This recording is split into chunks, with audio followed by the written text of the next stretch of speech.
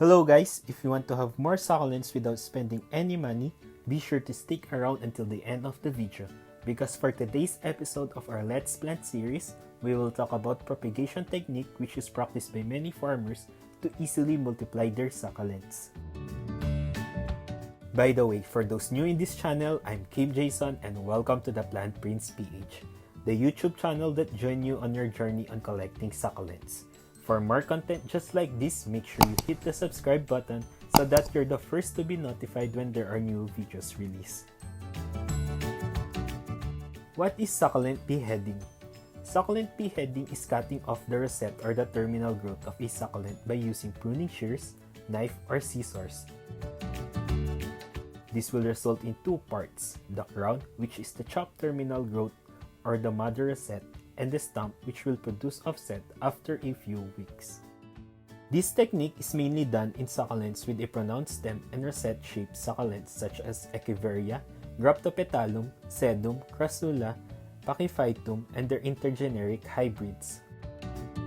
Why do we behead a succulent? There are several reasons to behead a succulent.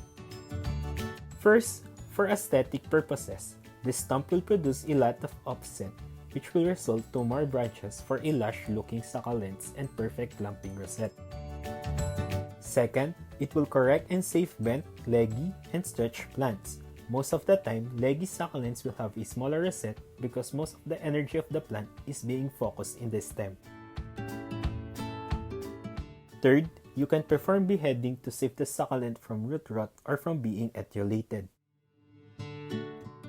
Fourth, it will encourage the growth of new roots for the mother plant. New roots are beneficial to a plant since it can efficiently absorb more nutrients compared to old roots. And lastly, for propagation method, there are a lot of solitary succulents that have a hard time getting offset or can't be propagated from leaves. This includes the Gibiflora hybrids, which are very solitary. Thus, the only way to have more plants is by beheading.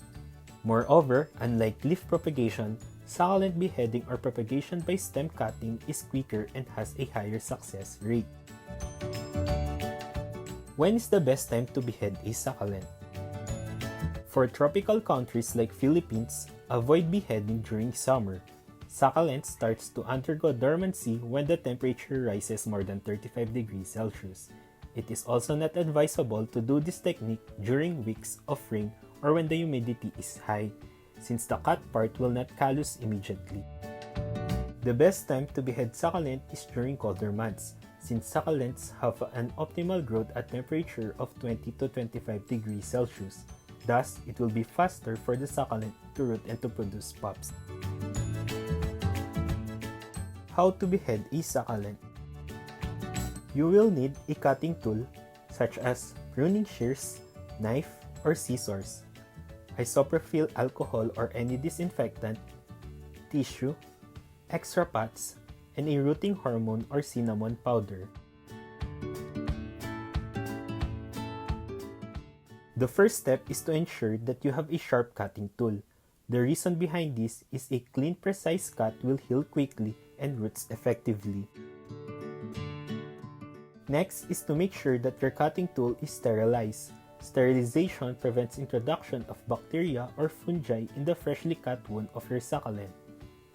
You can quickly sterilize your tool by using isopropyl alcohol, then drying out using a tissue.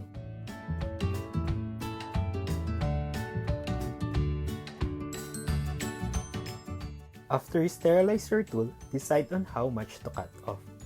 Leaving an inch stem from the lower leaves will ensure that the rosette will remain steady while planted. In addition, it will also provide enough room for new roots to grow.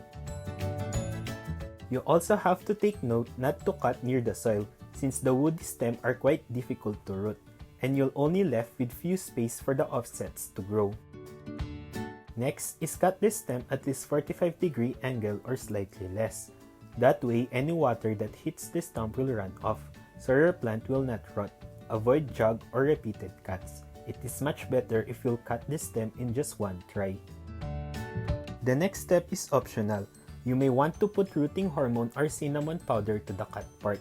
This is to encourage root growth and to prevent fungi. Then, leave the cutting to dry and callus on a pot without soil. Place them in a dry area with indirect sunlight and wait for a week or two before planting the mother plant. After a few weeks, you'll start to notice a small plantlet on the stump.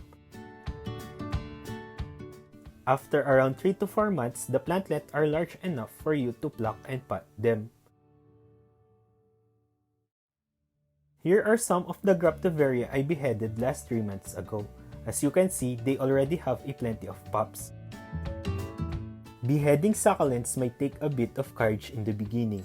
I myself was hesitant at first, but once you have done it, you'll discover it's a clever way to multiply your succulent and at the same time keep them beautiful. I hope that after you watch this video, you'll have the courage to try this technique. If you have any comments and suggestions, don't hesitate to leave a comment. If you like this video, don't forget to leave a like and share it with your friends. Thank you for watching and see you on our next video. Bye!